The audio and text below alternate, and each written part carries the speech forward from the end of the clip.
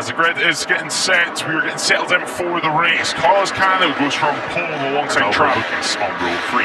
The TV, Ethan Sparks and Remy San Juan go from row 4. Rounding out your top 20 is Osorio and Mikey Luis Sanchez, with Alex Longarella going for P21, your championship leader. And we do go race, and it's a great start for Bertelli from the front row of the grid from 3rd place as he looks to take lead on the run to turn 1. Braking zone 2, turn 1 now, Carpusian as well. Braking zone 2, turn 1 now, Carpusian as well. Carlos Cano already getting his elbows out on the run to turn 1. Already getting his elbows out on the run to turn 1. The rest of the field, Alvaro Lucas will move now. Let's himself. Alvaro Lucas is just ahead of Ethan Sparks, but it's a 7 on Bertelli. Ethan Sparks, but it's a 66 on the number 69, the perfect start that he could have asked for. As for Bertelli as well, exactly what he needed to get off the line and into P1. Cano down to P5. Nice and clean for the entire field in this one. 13 laps do remain. A move now being made for Tassini as he looks to reclaim that 2nd position. And Carlos Cano, well, he's sitting inside the top 5 at the moment. Incident at turn 5, and that is going to be a fall. That's going to be in the TV. Come out further ahead, if you like. Yeah, and a lot of shuffling now being done as they cross the line. You can see the TV, that was your crash over at turn 5 on the opening lap, but confirmation of that fall for the number 9. As now moves beginning to be made, Almeida, if he can get ahead, take the long lap, and still remain in that top 4, who look like they've broken away as he makes the move into turn 7. A brave move there for Bahosa. Can he hold it through 8? He can, but Cano might be able to get a run into turn 9.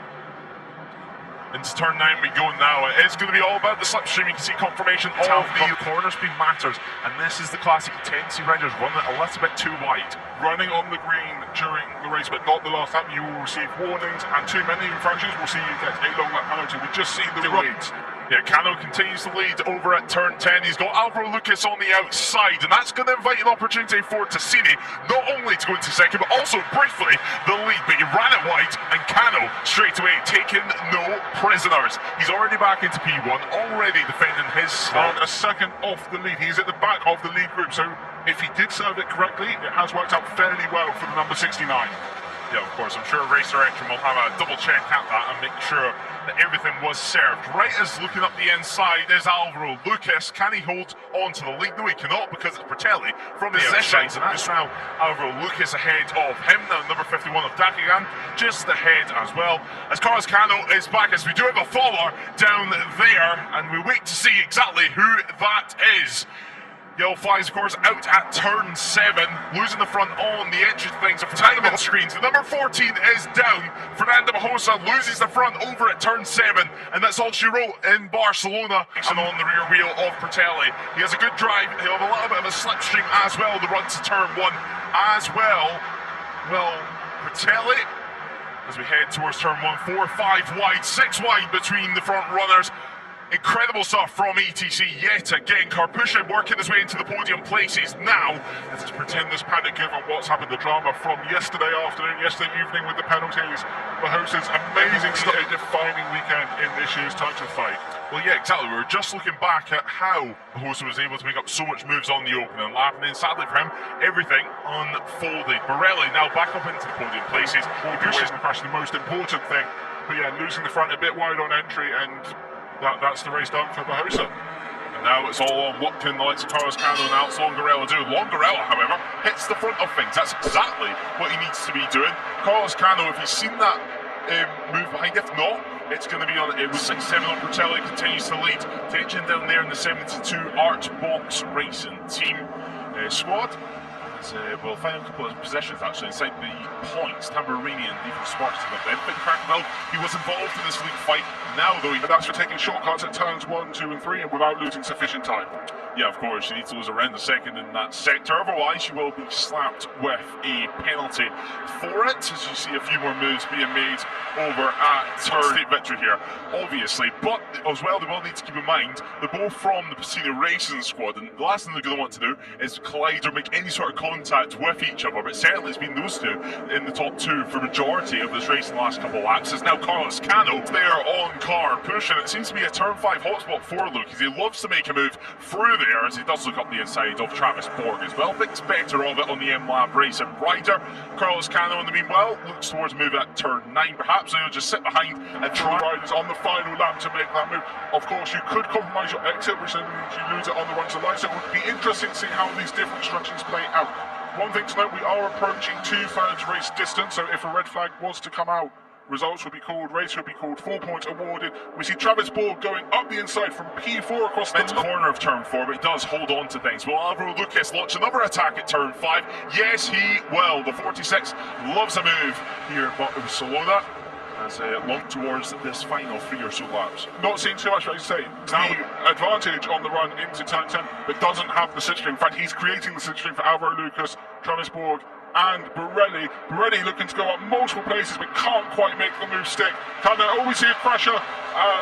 That's Patel begins to drop down the order. There's confirmation of his fall. Definitely not what he'd be hoping for in this one. Actually, Sanchez. It settles for P2.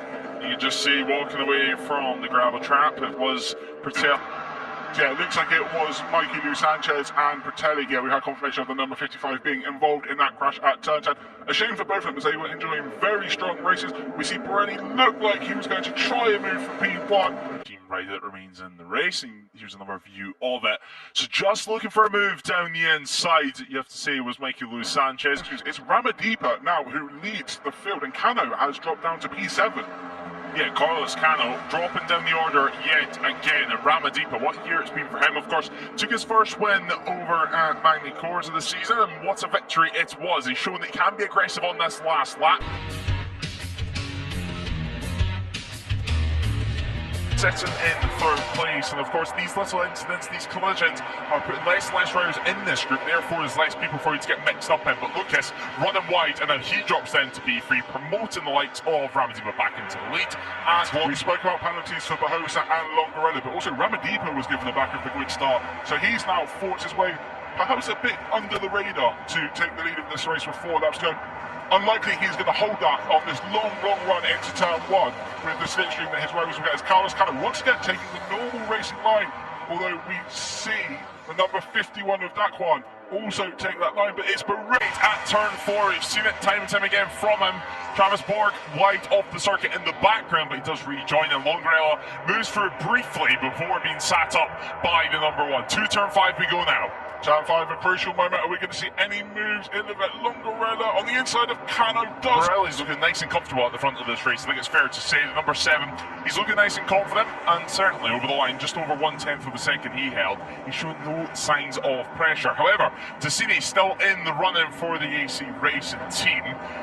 A slight gap forming between himself and down the straight. Usually those gaps close nicely. Those gaps will close nicely as we see Longarella. Does he make the move on Borelli? Not this time. Cano right behind in P3 up the inside at turn 11. Had to stand up a little bit. Stays on the bike but loses a couple of bike lengths to the number 45. He'll gain those back through the next couple of corners. Rehearsals, we have a little replay, a little look back to this moment for Carlos Cano.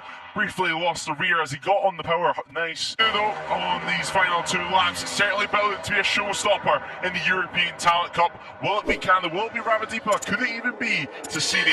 We're going to have to wait and find out as Ramadipa hits the front. Ramadipa hitting the front at turn 1. We've seen him be at the front of the field throughout this race, despite that penalty that he was given. It's a remarkable comeback. Yeah, and certainly Carlos Cano's father watching on with a little bit of attention. I think it's fair to say, watch his son do battle out on circuit. Currently, Cano sitting around 6th or 7th position out on circuit. A big moment there for the number 51. Cano's going to take advantage of that as Longarella also looks up the inside at turn 5. It's full-on elbows out action. Nobody prisoners for this one. Corpushin up into 2nd as well. He's gone under the radar after fighting his way from about 5th or 6th position. He has gone under the radar, but now, as we said before, last couple of laps, this is the time to get in position to make the move on that final lap. We see Lucas having a potential. This is the dress rehearsal, and it is now over. It's all time. And it's time for elbows out action at the front, all things for the European Talent Cup. Remember the sole race of the weekend. 25 points here in Barcelona before 25 points up for grabs in the challenge to go into the final round. Better way to decide this race. They head towards turn 1 yet again, but Carlos Cano, the number 1, is on the attack. Watch for Alvaro Lucas as well on the 46 CF Motor machine. Now tipping into turn 1 it is Carlos Cano who leads the way. Leading out of turn 1, he'll be vulnerable down into turn 5. You would think the field will close up on him, and if he remains in P1 into turn 10, it's booked. Cano will want to be out in front. He'll look to try and build a gap. Maybe he can work with Ramadipa, who's challenging him at the moment, heading into turn 4. We'll see what happens. Oh, there's a bit of contact between Ramadipa and Borg there. Yeah, Travis Borg there, a little bit of contact between himself and we'll look to be Alvaro Lucas actually out on circuit. Ramadipa running nice and comfortable at the moment in P2, but Carlos Cano at the front of things. Has he waited for the perfect? But it's all going to be on what sort of advantage he has on the run to turn 10. At the last sector point, he was a 10th and a half clear of Ramadipa. That's going to close out through turns 9 and 10. Potentially not enough to be short of P1 on the exit, but it will be close. It will look like they touched the green, so something to keep an eye out for potential penalties. The inside line Cano has, he launches a move up the attack at turn 10, and he has made it work on Ramadipa. Alvaro Lucas also making some moves, and that looks to be a few mistakes further down the order, so nobody to be hoping for at all as we do continue on at the front of 9 after that era. But Carlos Cano, 2 corners now remain. Will it be himself or Ramadipa? Could it be a last corner move? The 32 looks up the inside, but Cano swoops round, and it's going to be Carlos Cano who takes victory, or will it be? It's a drag race, it's a photo finish at the line, and to show it 7,000th of a second. Carlos Cano, second place for himself, but a massive day in the championship. Ramadipa, what a final sector. Your reigning British Style Cup champion shown once again. Deserved place in this championship. But at the end, maybe here's hope we see something where it's going to be an all-out title. Slider.